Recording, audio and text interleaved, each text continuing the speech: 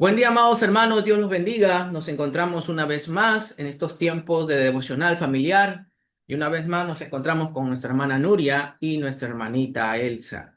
Y vamos a continuar con la parte 2 de este capítulo 2, un evangelio para ser recibido.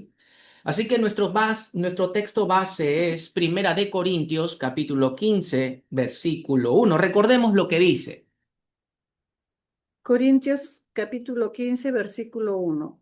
Además os declaro, hermanos, el evangelio que os he predicado, el cual también recibisteis, en el cual también perseveráis. Amén. La iglesia de Corintio recibió el evangelio y también vemos que persevera en el evangelio. El evangelio es algo que conocieron para conversión, pero es algo que también profundiza Pablo en la vida de Corintios para santificación. El evangelio es la introducción para toda nuestra vida cristiana, la cual nos introduce, pero también la cual nos hace permanecer en la vida cristiana. Así que el Evangelio es algo que vamos a conocer durante toda nuestra vida, incluso más allá de esta vida, la eternidad. Nosotros vimos la semana pasada esta primera parte de recibisteis, que significa recibir el Evangelio. Y vimos cinco cosas que ¿qué es lo que implicaba recibir el Evangelio? Recibir es abrazar esa fe, abrazar la persona de Cristo y la obra de Cristo. Pero recibir, abrazar implica cinco cosas, porque esa es la idea principal acá, lo que implica. Implica que si has recibido, primero, ujú, estás rechazando al mundo. Es rechazar al mundo. Segundo, implica recibir a Cristo, confiar exclusivamente en la persona y la obra de nuestro Señor Jesucristo. Tercero, implica exponer la propia vida al señorío de Jesucristo. Obediencia a ese señorío, en todas las áreas, ¿ah? No en algunas, veíamos. Cuarto, implica que Cristo es el centro de todas las cosas. Por tanto, yo vivo bajo esa nueva realidad, viendo y conociendo qué es esa buena y santa, agradable voluntad ahora en esta nueva vida. Él es el centro de todas las cosas. Y por último, quinto, vimos que implica recibir y abrazar el Evangelio, que Él es la fuente y el sustento de la vida. Él es la fuente y el sustento de todas las cosas. Y bajo esa realidad yo vivo. Ahora, lo que vamos a mirar es esta segunda parte que es perseveráis en ello, perseverando en el Evangelio. De nuestro texto no solo aprendemos que debemos recibir el Evangelio, sino que también debemos de perseverar, vivir en él. Pablo escribe: os declaro, hermanos, el evangelio que os he predicado, el cual también recibisteis, ya lo vimos, en el cual también perseveráis, lo vamos a ver. Esta simple declaración comunica dos verdades distintas, pero relacionadas. La primera tiene que ver con la posición del creyente delante de Dios por causa del evangelio. Alto aquí. Posición. ¿A qué se refiere? Cuando uno recibe, cuando uno abraza el Evangelio, la Biblia dice que somos justificados por recibir o abrazar el Evangelio. Tienes una nueva posición. Eres adoptado y estás ahora dentro del reino de Dios para vivir bajo ese gobierno. Hay una posición que tienes a la que tenías antes sin Cristo. Es una posición nueva, lo que implica abrazar y recibir. Amén. La segunda, la cual es nuestro tema de esta mañana, tiene que ver con la convicción o determinación del creyente con relación al Evangelio. Esa es la palabra perseveráis. Alto aquí también, hagamos una aclaración. ¿A qué se refiere con convicción y determinación? Es algo que lo vamos a desarrollar, pero desde ya tenemos que decir que es la firmeza de lo que has creído, mantenerte en esa convicción de la verdad que has recibido, que has abrazado. Perseveras en esa convicción cada día de tu vida. Y dice que en eso se encontraba la iglesia de Corinto, perseverando en esta fe que ha recibido, que ha abrazado. Amén.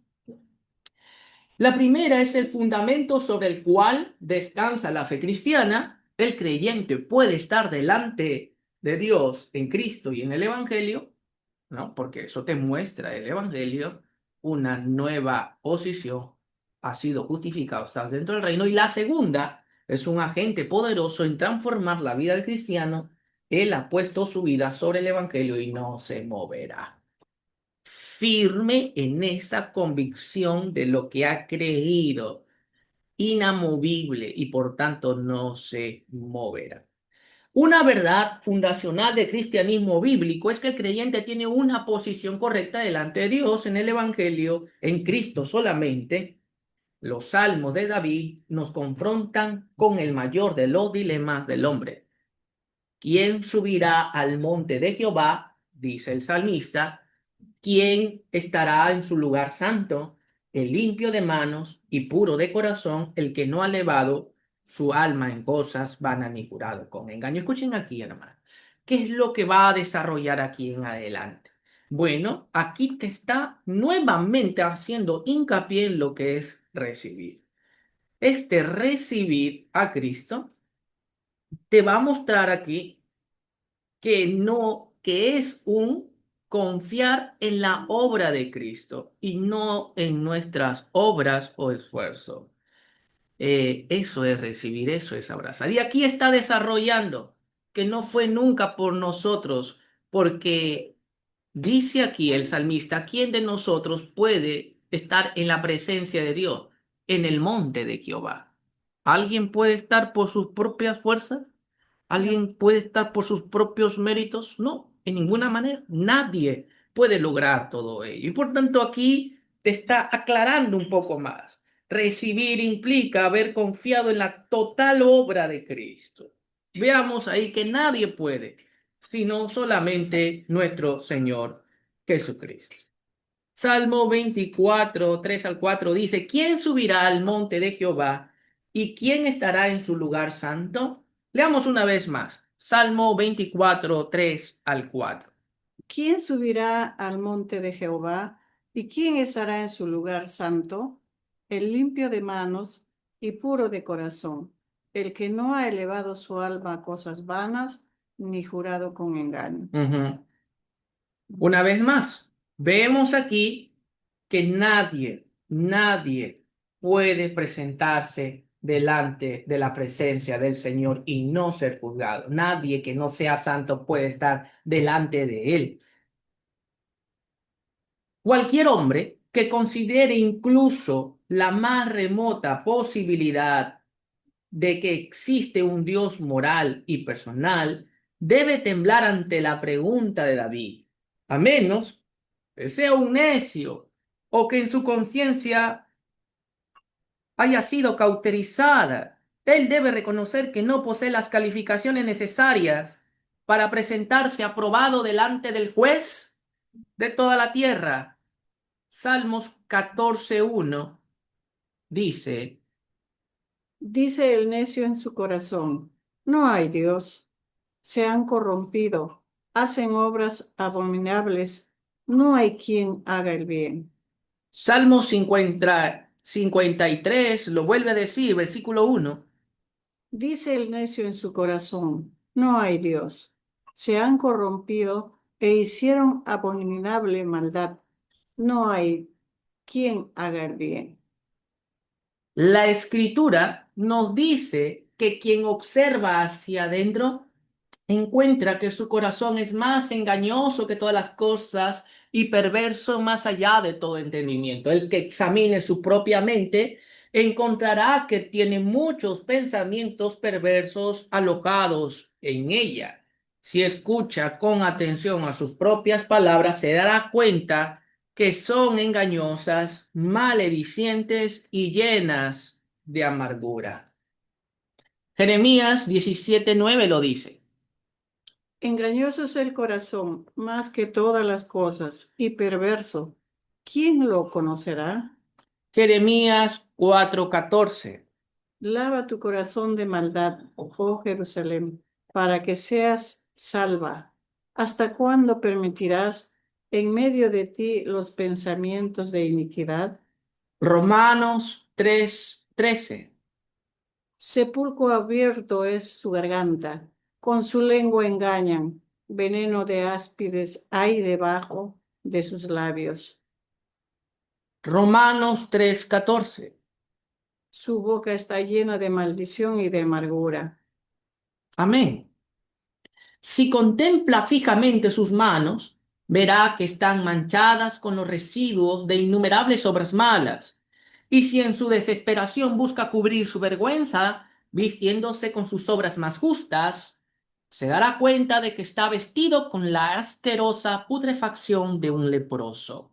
Isaías 64:6 lo afirma. Si bien todos nosotros somos como suciedad y todas nuestras justicias como trapos de inmundicia, y caímos todos nosotros como la hoja, y nuestras maldades nos llevaron como viento. Aunque se lavara con lejía, también nos muestra y utilizara mucho jabón, las manchas de su iniquidad todavía permanecería. No importa hacia dónde se vuelva, se hallará a sí mismo condenado y sin esperanza. Miremos lo que dice Jeremías 2:22. Aunque te laves con lejía y amontones jabón, la mancha de tu pecado permanecerá aún delante de mí, dijo Jehová el Señor. Amén. Son como trapos de inmundicia, nadie puede borrar tu pecado. Eso es lo que estamos viendo. Es en ese momento de absoluta bancarrota espiritual donde entiendes que por ningún medio puedes encontrar tanto la aceptación y el lavar tus pecados. En esa bancarrota espiritual, en ese estado de resignación, es que el pecador iluminado y regenerado mira a Cristo y encuentra su esperanza en Él, apartándose de su propia justicia. Él cree que es justificado solo por gracia y por medio de la fe. A partir de ese momento lleva las dos marcas de un cristiano.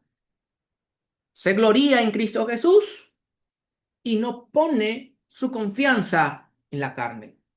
Se ha unido a la gran compañía de los santos que han creído en Dios y esto se le ha contado por justicia. ¿Dónde está ello? Que no está confiando en sus obras. Eso es lo que estamos viendo.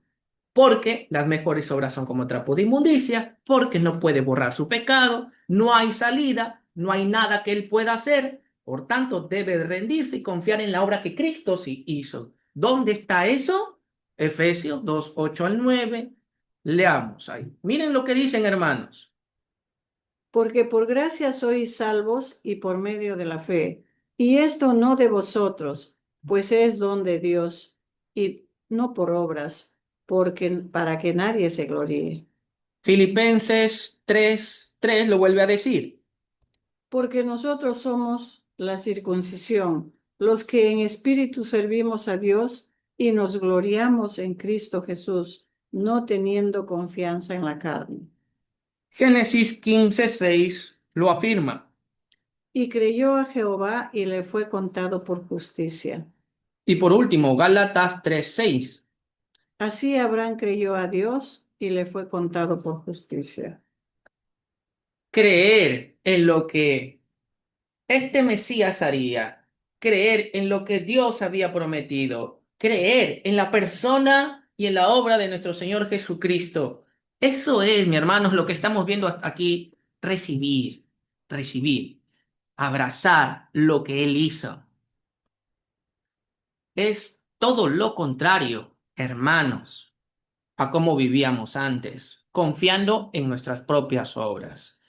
Aquí seguimos viendo ahora qué significa el recibir para que podamos entender para que podamos entender la palabra perseverar, perseverar en esto que hemos creído. Por eso tenemos que entender qué hemos recibido. Hemos recibido el Evangelio, la obra de Cristo. Y debes continuar perseverando, creyendo en esa obra y debes estar firme en esa creencia. Que nunca fue por ti, ya lo hemos visto. Pero sigamos meditando aún un poco más. Se ha echado sobre Cristo y se aferra a Él con toda su fuerza, la cual es multiplicada por el terror de lo que ocurriría si tuviera que arreglárselas por sí mismo. Está en Cristo y no se arriesgará a hacer nada por su cuenta. Está convencido de que puede subir al monte de Dios y presentarse en su lugar santo únicamente por virtud de la persona y obra de Cristo. Parafraseando al antiguo compositor de himnos, mi esperanza está basada en la sangre de Cristo y su justicia. En Cristo la roca sólida estoy firme. Todo lo demás es arena que se hunde. Confía en la obra de Cristo. La fe cristiana promete una posición correcta delante de Dios, únicamente a través de Cristo. Una vez más, la fe cristiana promete una posición correcta delante de Dios únicamente a través de Cristo. Cuando hablamos de posición, recuerden, estamos aún haciendo hincapié en lo que es recibir, abrazar la obra de Cristo y no nuestras obras. Siendo esto cierto, debemos estar decididos a retener el Evangelio y a estar firmes en él. Mejor dicho, siendo esto verdad, debemos perseverar reteniendo y estar firmes en esta verdad. Ayuda a notar que el término perseverar viene del griego histemi, el término usado comúnmente para denotar el acto físico de estar de pie. Sin embargo, en el Nuevo Testamento frecuentemente denota convicción, determinación, firmeza, inalterabilidad y la cualidad de ser inamovible, no vacilante. En su discusión sobre la guerra espiritual, Pablo usa el término 3 veces para exhortar a los creyentes a mantenerse firmes contra los ataques del diablo. Efesios 6:11, miremos con atención allí. Vestíos de toda armadura de Dios, para que podáis estar firmes contra las acechanzas del diablo. Ahí está, estad firmes. Efesios 6:13 al 14 encontramos 2 veces más que nos dice esa palabra, firmes. Por tanto, tomad toda la armadura de Dios para que podáis resistir en el día malo, y habiendo acabado todo, estar firmes. Estad pues firmes, ceñidos vuestros lomos con la verdad y vestidos con la coraza de justicia. De un verbo relacionado, entendemos que los creyentes deben estar firmes en el Señor, en la fe, en la gracia de Dios y en las doctrinas apostólicas. Miremos una vez más un verbo relacionado de estar firmes, no solo en el Evangelio, sino en todo lo que implica la fe cristiana. Esto es también la fe apostólica, lo que dijeron los apóstoles, los testigos de Cristo. Filipenses 4:1 dice, escuchen hermanos, Así que, hermanos míos, amados y deseados, gozo y corona mía, estad así firmes en el Señor. nuevamente Amados, allí, amén, firmes. Primera de Tesalonicenses 3, versículo 8. porque ahora vivimos si vosotros estáis firmes en el Señor. Nuevamente, firmes. Primera de Corintios 16:13. Velad, estad firmes en la fe, portaos varonilmente y esforzaos. Una vez más, se nos dice estar firmes. Primera de Pedro 5:12. Os he escrito brevemente, amonestándoos y testificando que esta es la verdadera gracia de Dios en la cual estáis. Nuevamente, ¿verdad? Segunda de Tesalonicenses 2, versículo 15. Así que, hermanos, estad firmes y retened la doctrina que habéis aprendido. Nuevamente, firmes. Amén. Sobre todas las cosas, el creyente debe estar firme en el Evangelio y no apartarse de él. Eso es lo que está explicando sobre la palabra perseverar. Es estar firme en el Evangelio y no apartarse de él. Y la iglesia de Corinto estaba haciendo eso, perseverando, firme en lo que ha creído en el Evangelio. Es por esta razón que el apóstol Pablo dio una de las más fuertes reprimendas a la iglesia de Galacia. Mira, porque no estuvieron firmes. Miren lo que le dice el apóstol Pablo, hermanos. Gálatas 1, versículos 6 al 9. Escuchen, presten atención allí. Estoy maravillado de que tan pronto os hayáis alejado del que os llamó por la gracia de Cristo para seguir un evangelio diferente. No que haya otro, sino que hay algunos que os perturban y quieren pervertir el evangelio de Cristo. Mas si aún nosotros o un ángel del cielo os anunciare otro evangelio diferente del que os hemos anunciado, sea anatema. Como antes hemos dicho, también ahora lo repito, si alguno os predica diferente evangelio del que habéis recibido, sea anatema. Amén. Anatema, como sabemos, significa maldito. Miren lo gravoso, miren cuán importante es estar firmes para Dios, para la doctrina apostólica. Dice, todo aquel que no está firme sea anatema. Mejor dicho, el que distorsione. Cada palabra y doctrina de las Escrituras es importante, sin embargo, algunas doctrinas tienen más peso que otras.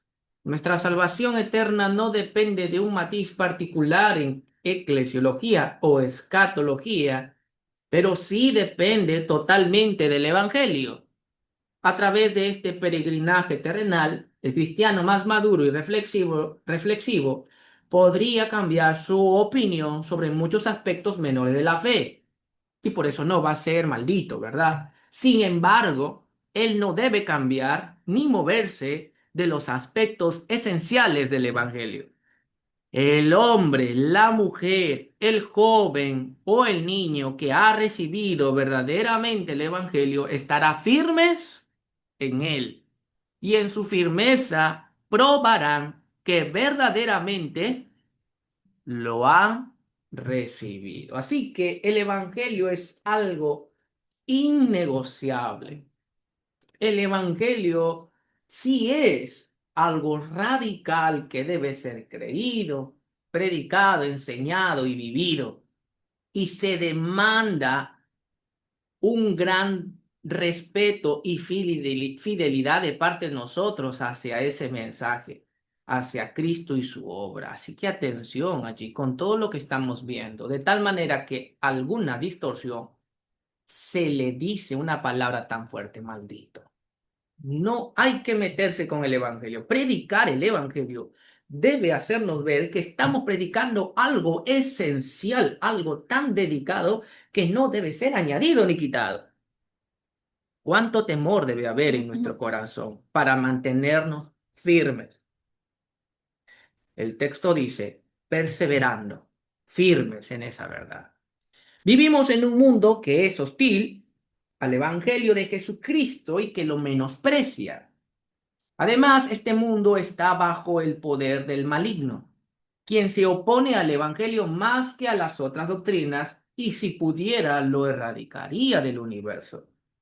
De hecho, el diablo alegremente colocaría una Biblia en las manos de cada hombre y promovería obediencia a todo mandamiento si a cambio le diéramos el Evangelio. Y es que sin el Evangelio el sistema completo de la fe cristiana se desplomaría y no quedaría nada. Porque ¿cuáles son los dos pilares del cristiano? Que murió por nuestros pecados, pero el segundo gran pilar es que resucitó. ¿Qué es lo que hace distinto el cristianismo de todas las religiones? La resurrección. El cuerpo de todos los profetas está allí, pero no el de Cristo. Él está vivo y hay esperanza. Y hay convicción de que Él venció y que todo lo que Él vino a hacer no fue en vano, fue real. Amén. Primera de Juan 5, versículo 19 lo afirma. Sabemos que somos de Dios y el mundo entero está bajo el maligno. Como creyentes, no solo debemos recibir el Evangelio, también debemos estar firmes. También debemos perseverar, dice nuestro texto. Debemos, no debemos ignorar las estrategias del diablo para que no nos tome desprevenidos. Cuando los aspirantes a salvadores busquen quitarnos nuestra confianza en Cristo, no debemos dejar que nos seduzcan. Cuando los legalistas traten de añadir algo a nuestra confianza en Cristo, no debemos rendirnos ante ellos, o sea, no debemos dejar que diluyan, quiten, resten los nuevitos, los aspirantes, los que no están tan maduros en la fe y por tanto son sensibles a diluirlo. No debemos dejarnos influenciar por ellos, ni tampoco por los legalistas que añaden más cosas. Ni lo uno, ni lo otro. Cuando los cuando los autoproclamados profetas traten de reinventar el Evangelio para hacerlo más relevante y atractivo a la cultura, no debemos seguirlo. Cuando el acusador resalte nuestro pecado y se burle de nuestra esperanza de gloria, nosotros debemos resaltar el Evangelio y estar firmes en él. Hemos sido perdonados, diablo. Y ya no hay temor porque ya nunca más seremos condenados, diablo. Cuando sus acusaciones se vuelvan en adulaciones y resalten nuestra piedad como digna de ser recompensada, debemos denunciarlo con el juramento de lealtad. Pero lejos esté de mí gloriarme, sino en la cruz de nuestro Señor Jesucristo, por quien el mundo me es crucificado y yo al mundo. Mejor dicho, cuando alguien quiera exaltar mi obra y que por mi obra yo soy escuchado y que por mi obra me va bien en la vida, yo debo de denunciar eso por el juramento de lealtad que le hice a mi Señor, que fue confiar que solamente fue por su obra la cual me convirtió y la cual me está santificando. Amén. Segunda de Corintios 2, versículo 11. Miren, miremos lo que Dios dice acerca de esto. Para que Satanás no gane ventaja alguna sobre nosotros, pues no ignoramos sus maquinaciones. Amén. Él está queriendo restar y añadir. Gálatas 6:14. Pero lejos esté de mí gloriarme, sino en la cruz de nuestro Señor Jesucristo, porque en el mundo me es crucificado a mí y yo al mundo. Amén.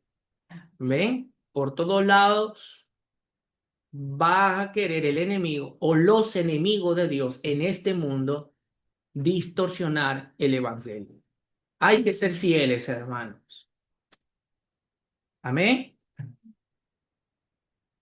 Amén, hermanos. Ha sido bastante edificante poder entender lo que el apóstol Pablo le está enseñando a la iglesia de Corinto. Esto es el evangelio que os he predicado, un evangelio que convirtió a estos hermanos y llegaron a ser la iglesia, pero es interesante ver cómo ahora le profundiza el evangelio para santificación, porque el evangelio es algo que debe ser para toda nuestra vida, entendido, comprendido, predicado, enseñado y vivido en todo lo largo de nuestra vida cristiana.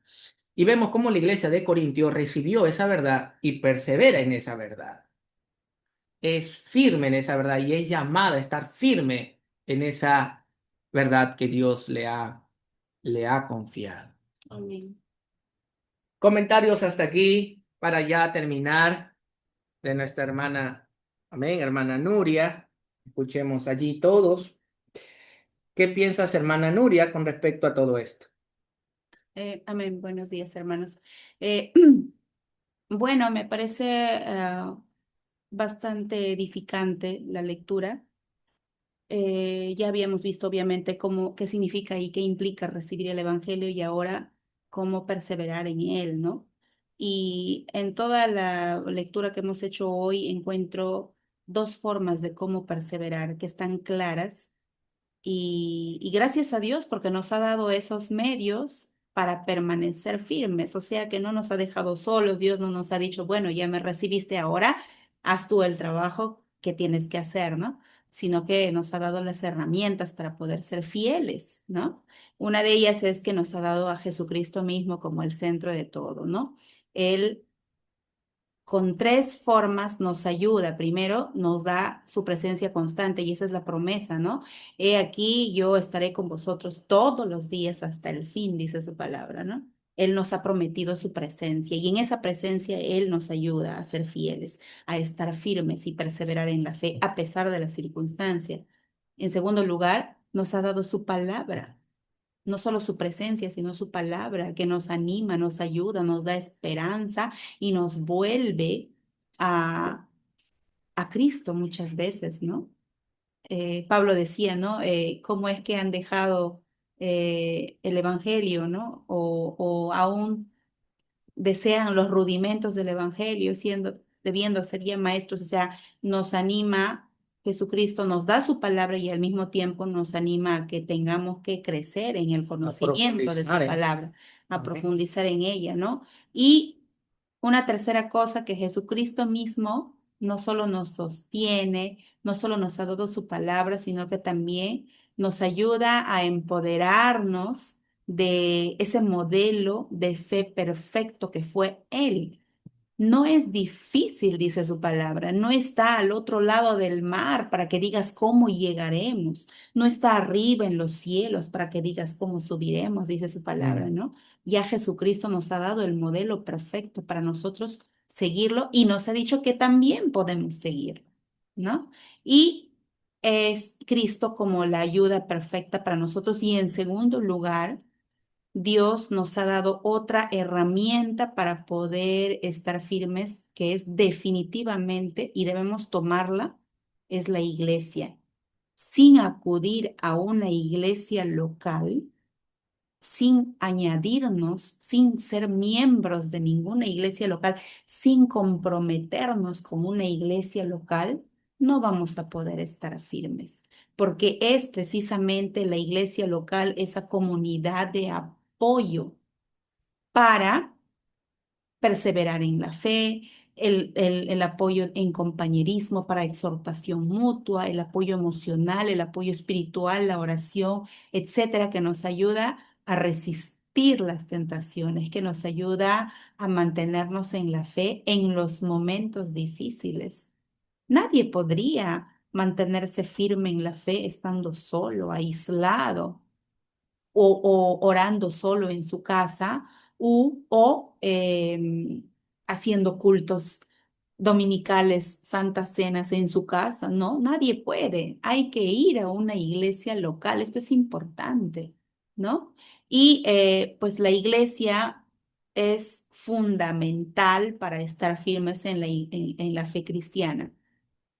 Allí aprendemos, hay estudios, hay formación, hay niveles incluso para seguir avanzando en el estudio bíblico, las oraciones entre hermanos, los sacramentos que se dan, el bautismo, la Santa Cena, el servicio, incluso en el ministerio. El servir ayuda mucho a estar firmes también, porque el servicio implica por detrás tener conocimiento de la palabra, estar en comunión con el Señor, etcétera. En realidad es un círculo que todo junto de lo que he mencionado debe estar en una persona, ¿no? Y qué importante la lectura, ¿no? Veo que Cristo es la ayuda, pero también la iglesia. Es necesario estar en una iglesia y esto que sea de ánimo para aquellos hermanos hay aquellos hermanos, sobre todo cristianos, que se han alejado de sus iglesias, ya sea por motivos personales, familiares, laborales, qué sé yo, o incluso por motivos de opiniones con su misma iglesia local. Hay que animarse, ánimo, hermanos, no debemos estar lejos de una iglesia, no vamos a poder resistir las tentaciones del diablo estando lejos de una. No, tenemos que estar unidos, cohesionados con la iglesia, porque la misma Biblia dice que la iglesia es la novia de Cristo, es la casa de Dios, es casa de oración. No, no se puede. Incluso Cristo mismo está unido a esa iglesia. Cristo es el esposo, la iglesia es la novia. No pueden estar desunidos y un creyente tampoco puede estarlo. No puede decir, yo creo en Cristo, yo tengo fe, pero no asisto a ninguna iglesia. No, pues es imposible. No voy a poder crecer en mi cristiandad y Mm. menos voy a poder estar firme en los momentos de tentación o dificultad. Amén, Amén. En hermanos. todo eso, quisiera recalcar, hermanos, que todo eso que acaba de mencionar la hermana Nuria es que se da el avance del reino. Todo esto hace que podamos reforzar lo que estamos aprendiendo.